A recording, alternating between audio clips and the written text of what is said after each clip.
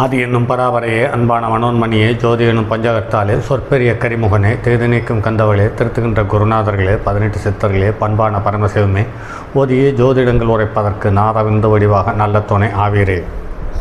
உலகில் உள்ள தமிழ் பேசும் அனைத்து நாள் உள்ளங்களுக்கும் மற்றும் ஜோதிட சான்றோர்களுக்கும் மூத்தோர்களுக்கும் மற்றும் ஜோதிட ஆர்வலர்களுக்கும் மற்றும் இந்த காணொலியை காணும் உங்களுக்கும் ஆஸ்தோராஜின் இனிய நல்வணக்கங்கள். ஜோதிடம், ஆன்மீகம், வாழ்வியல், மருத்துவம் என்ற 4 தலைப்புகளில் தொடர் காணொலிகளாக கொடுத்து வருகிறோம். அந்த வகையில் ஜோதிடத்தில் கடந்த பதிவு வரை தொடர்ந்து 12 பதிவு இருதார யோகம் எப்படி இருக்கும், இருதார யோகத்தை தரும் கிரகங்கள் எது எது, இருதார யோகத்தில் முன்தாரம் இழப்பு எப்படி, முன்தாரம் வம்பு வழக்கு நீதிமன்றம் நிலை எப்படி, அடுத்தது எந்தவித தொந்தரவும் இல்லாமல் பிரிந்து 2வது தாரத்தோடு வாழக்கூடியது, இப்படி பலதரப்பட்ட தகவல்களை பார்த்தோம். அந்த வகையில் இன்று முதல் தொடர்ந்து ஒரு 12 பதிவு காதல், நேசம், இப்படிப்பட்ட ஒரு காரணகர்த்தா, ஒரு காரணியோடு வாழ்க்கையை துவங்கக்கூடிய சந்தர்ப்ப சூழலை அமைத்து தரும் கிரகங்கள் எது எது என்பது சார்ந்த தகவலை பார்ப்போம். ஒரு ஜாதகத்தில் ஒரு ஜாதகனுடைய வாழ்க்கை அல்லது ஒரு ஜாதகனுடைய வாழ்க்கை நிதானமான ஒரு சூழ்நிலையை பெற வேண்டும் என்றால் குரு 1க்கு மேற்பட்ட சுபக்கிரகங்களோடு சேர்ந்திருக்க வேண்டும். அடுத்து 1, 5, 9க்குரியவர்கள் குருவனுடைய தொடர்பை பெற வேண்டும். அல்லது 1, 5, 9க்குரியவர்கள் இவரில் யாராவது ஒருவர் குருவாக இருக்க வேண்டும். அடுத்து குருவுக்கு முன்னும் பின்னும் சுபக்கிரகம் இருக்க வேண்டும். குருவிற்கு சூரியன், செவ்வாய், சனி, ராகு, கேதுவனுடைய தொடர்பு இருக்கக்கூடாது, பார்வை இருக்கக்கூடாது, சேர்ந்து இருக்கக்கூடாது, ஒருவருக்கொருவர் நட்சத்திரத்தை கொடுத்திருக்கக்கூடாது. அதற்கடுத்தது லக்கணத்துக்கு 6, 8, 12இல் குரு மறைந்து வக்கரம் பெற்று அஸ்தங்கம் பெற்று இருப்பது மற்றும் திதி சூன்யத்தில் அமர்வது போன்ற நிகழ்வுகள் ஜாதகத்தை அல்லது அந்த ஜாதகரை அல்லது அந்த ஜாதகியை சற்று ஏற்ற இறுக்கமான வாழ்க்கையை தந்து நெருக்கடி சூழ்நிலையோடு வாழ்க்கை பாதையை கடக்கக்கூடிய சந்தர்ப்ப சூழ்நிலை உண்டு பண்ணி தருகிறது என்பது நடைமுறையில் பார்க்க முடியாது. அதற்கடுத்தது ரிஷப லக்கணம், விருச்சிக லக்கணம், இந்த 2 லக்கணங்களும் காதல் என்ற ஒன்றை கடக்காமல் வாழ்ந்து முடிப்பது என்பது சாத்தியக்கூறு மிக மிக குறைவு. ரிஷப லக்கணத்துக்குரிய சுக்கிரன் 1க்கு மேற்பட்ட சுபக்கிரகங்களை சேர்ந்து அல்லது பார்வை பெற்று அல்லது சுபகர்த்தாரி யோகத்தில் இருக்கும் பட்சத்தில் அவர்களுடைய காதல் சிறப்பாக கைகூடுகிறது. அந்த காதல் வாழ்க்கை அவர்களுக்கு ஒரு அபரிமிதமான செல்வாக்கு கலந்த வாழ்க்கையையும் நல்ல தரமான புத்திசாலித்தனமான குழந்தைகளையும் தந்துவிடுகிறது என்பது நடைமுறையில் பார்க்க முடிகிறது. விருச்சிக ராசியில் பிறந்தவர்கள் பொதுவாகவே காதலை தருகிறது, ஆனால் காதல் வாழ்க்கையில் எண்ணற்ற கசப்புகளையும் சேர்ந்து தந்துவிடுகிறது என்பது நடைமுறையில் பார்க்க முடிகிறது. அதே சமயத்தில் இந்த 2 லக்கண ராசிகளுமே குழந்தைகள் வந்த பிறகு அவர்களுடைய வாழ்க்கை சற்று பிரகாசமாக இருப்பதை காண முடிகிறது. மற்ற கிரகங்கள் எங்கு எப்படி இருக்கக்கூடிய சூழ்நிலையிலும் கூட அது யோகத்தை தந்து விடுகிறது என்பது நடைமுறையில் பார்க்க முடிகிறது. இதற்கடுத்து கடக லக்கணத்துக்கு உரியவர்கள் அதிகமாக காதல் வயப்படுகிறார்கள். ஆனால் அந்த காதலில் நிறைய சங்கடங்களும் பிரச்சனைகளும் இருக்கிறது. இதில் எந்த லக்கணமாக இருந்தாலும் புதன் அதிக பாகை பெற்று நட்பு கிரகங்களோடு சேர்ந்து நட்பு ஸ்தானத்தில் இருக்கும் பொழுது அந்த காதல் வாழ்க்கையாக இருக்கும்போது அற்புதமாக இருக்கிறது. அதே சமயத்தில் வாழ்க்கை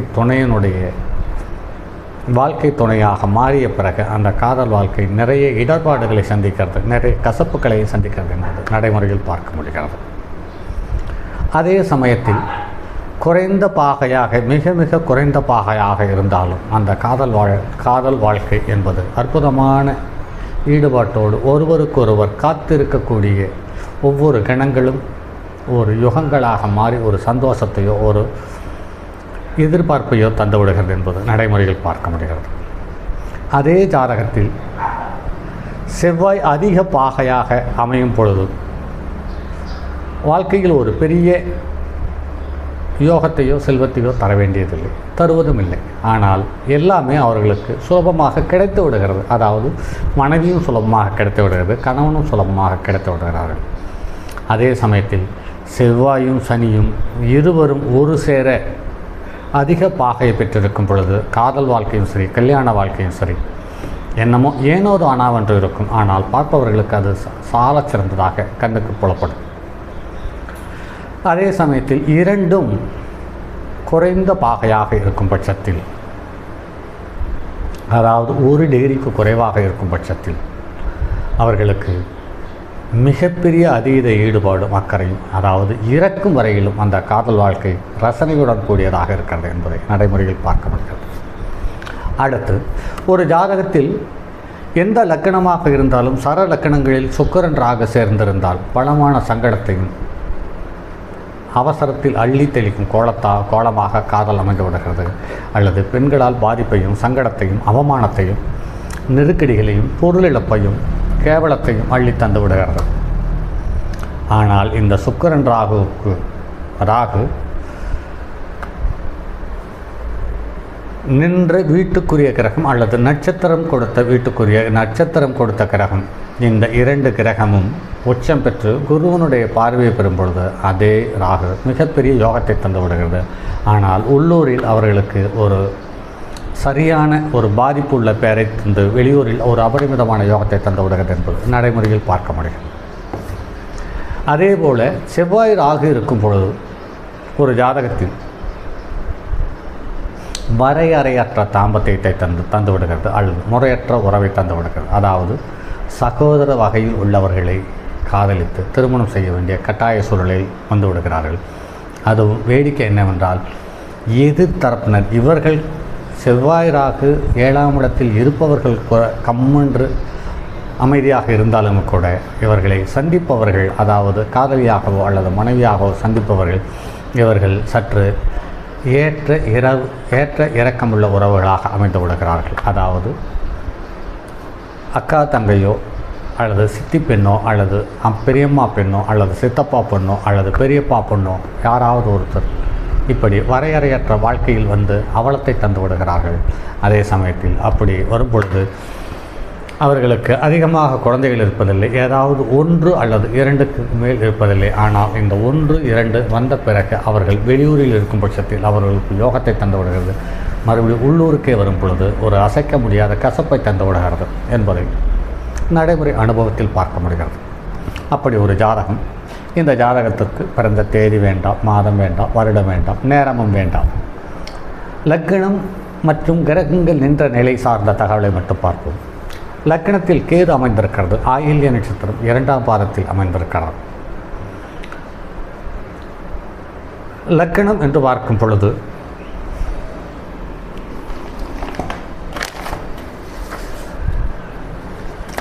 பூச நட்சத்திரம் முதல் பாதத்தில் அமர்ந்திருக்கிறது. லக்னத்துக்கு 4ஆம் இடத்தில் சந்திரன் திக்பலம் வாங்கியிருக்கிறார்.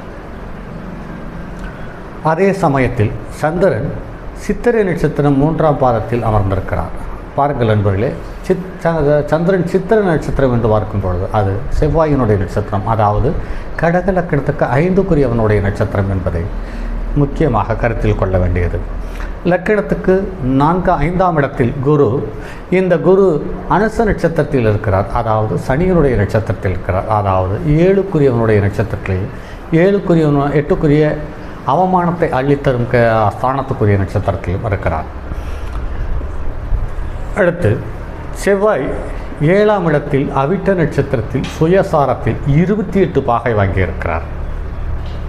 இது வாழ்க்கையில் அபரிமிதமான யோகம் என்பதை சொல்லலாம். ஆனால் இது கல்யாண வாழ்க்கையில் ஒரு அள்ளித்தெளித்த கோலமாக அமைந்து விடுகிறது. இவருக்கு நிலபுலம் சம்பந்தப்பட்டது, வண்டி வாகனம் சம்பந்தப்பட்ட உறவுகள் இவர்களுக்கு ஒரு அற்புதம் யோகமாய் அள்ளி தந்திருக்கிறதை நடைமுறையில் பார்க்க முடிகிறது. அடுத்து ராகு திருவோண நட்சத்திரம் 4ஆம் பாதத்தில் அமர்ந்திருக்கிறது. அதுவும் 22.58 பாகை பெற்றிருக்கிறது. அதாவது அதுவும் கிட்டத்தட்ட செவ்வாய்க்கு நெருங்கிய பாகையில் இருக்கிறது என்பதை கருத்தில் கொள்ள வேண்டியதாக இருக்கிறது. அடுத்து லக்கணத்துக்கு 11ஆம் இடத்தில் சனி. இந்த சனியும் மிக குறைந்த பாகையாக இருக்கிறது. அதாவது குறைந்த பாகைக்கு நெருக்கமுள்ள பாகையாக இருக்கிறது. அதாவது 8 பாகை. கிருத்திகை நட்சத்திரம் 4ஆம் பாதத்தில் 8.12 பாகையில் இருக்கிறது. அடுத்து சூரியன் என்று பார்க்கும் பொழுது இது திருவாதிரை நட்சத்திரம் 3ஆம் பாதத்தில் அமர்ந்து 16.12 பாகை பெற்றிருக்கிறது. அடுத்து சுக்கிரன் மிருகசீரிஷ நட்சத்திரம்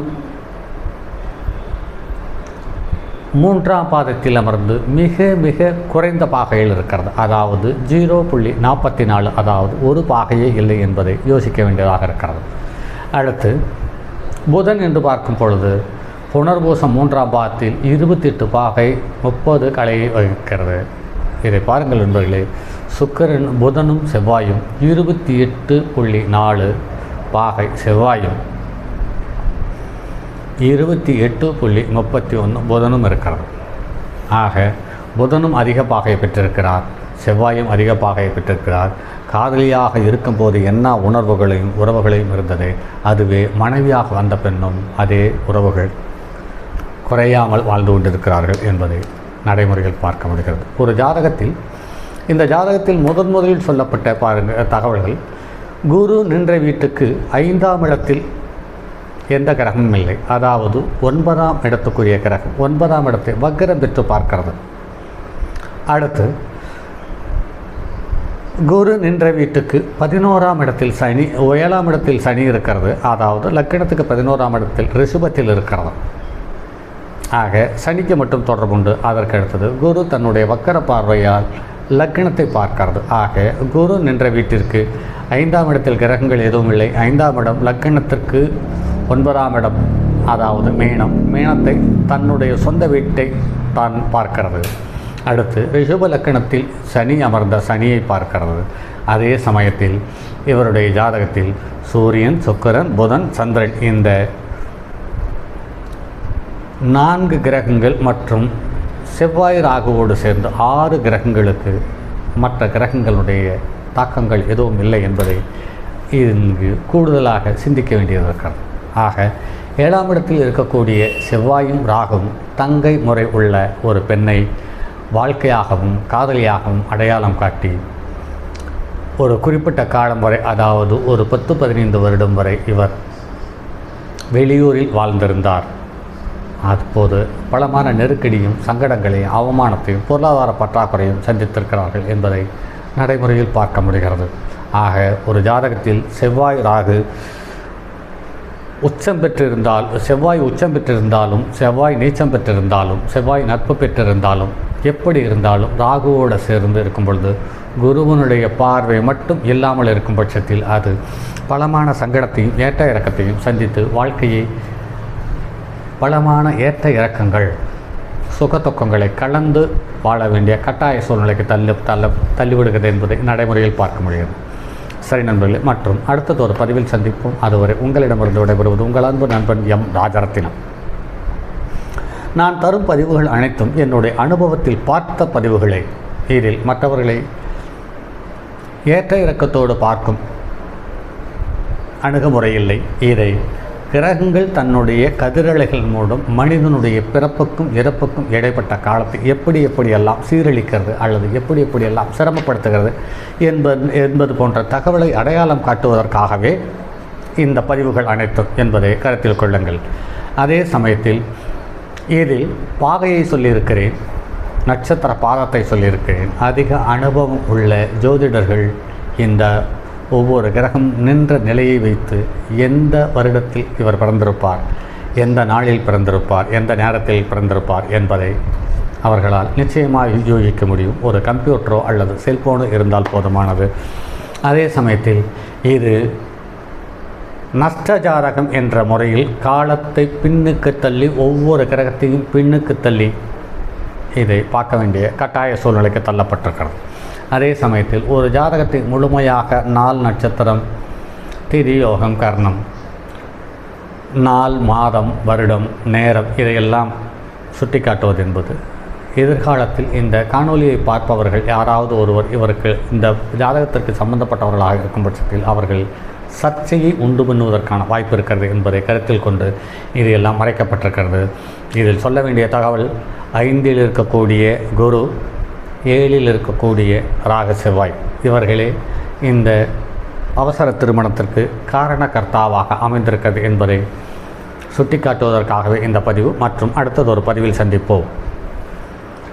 அதுவரை என்னிடம் தொடர்பு கொள்ள விருப்பப்படும் நண்பர்களுக்கு என்னுடைய அலைபேசி எண் 9788977299 மற்றும் ஒரு எண் 9791399649.